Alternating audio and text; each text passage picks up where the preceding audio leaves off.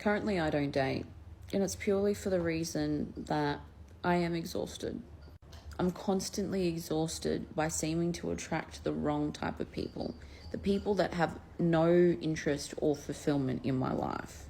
And like my ideal date, like, yeah, I love the bougie type of shit, but I've actually gotten to a stage of maturity where it doesn't need to be that. And all I actually crave in this fucking life is consistency. Consistency, respect, truthfulness, and that's fucking it. I don't know why it's so hard to come across. And I am really considering moving countries because I just do not feel like Australia can offer me that type of person. I need someone that's like more in tune. I just have to believe that it's all in the right timing.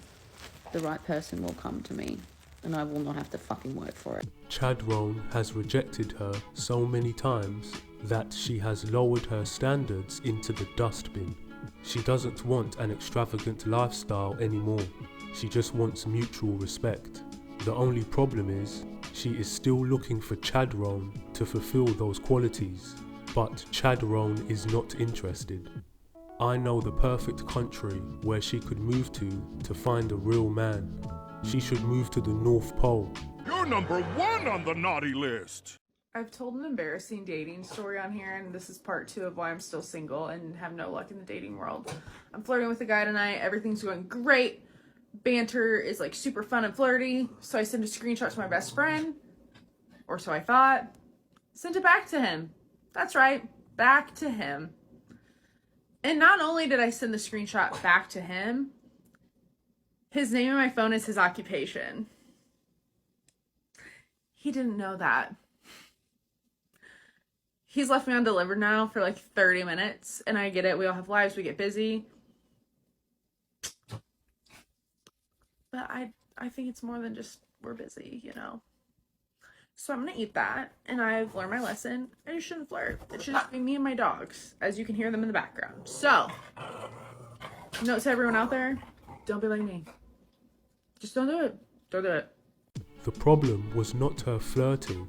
The problem is she wants to gossip and send her dating interactions with her other single friends, who are obviously keeping her single as well. True dat. So let's talk about women doing all of the work on first dates. And this has been my experience engaging in heterosexual relationships. So as a woman, how I feel when I'm on a date with a man. So I'm always the one that's asking the questions and being super engaging, and basically the men are talking the entire time and they're not asking any questions back, and they're also not even asking the same questions that I ask them back, like, oh, how about you?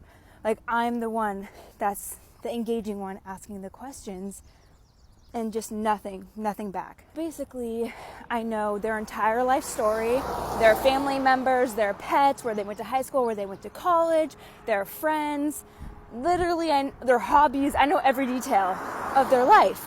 I'll bet you after the date, they could not say one thing about me. One fact, like one thing that I talked about, because I couldn't get 2 words in, because they were just word vomiting the entire time. And I want to also say that I take part of responsibility for that, because I'm the one that's asking all the questions, and we as women should like take a moment to just pause and like let them lead and ask questions, and if they don't, just sit in that awkward silence. So on a lot of my first dates, they'll like tell me in person or like message me like, oh wow, that was like such a great date, like I thought we really connected well, like let's go on a second date. And I'm like, you mean that like that was like a free therapy session for you? Or because you probably know nothing about me at all, like all I did was sit and listen.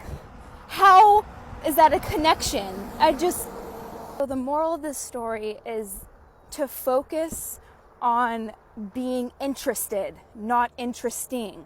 So these men are trying to like be interesting and tell you these stories, like just be interested in her, or the other way around, be interested and ask questions, because women just hate feeling like it's draining and depleting, like being the one that's asking all the questions and putting in all the work and they're not even doing anything back. Also, that's just been my personal experience. I feel like a lot of women can relate to this, so that's just why I'm sharing it. Welcome to a man's life, honey, where men have to do all the work, and when they are not able to deliver the interest, the entertainment, the humour, or even the right pair of socks, they get brushed aside. Men have had to put in effort and deal with this type of rejection the moment their nutsack dropped. She has been dealing with it for maybe a few dates, and she already wants to quit. The Goal Driven Male will become available on the 15th of June.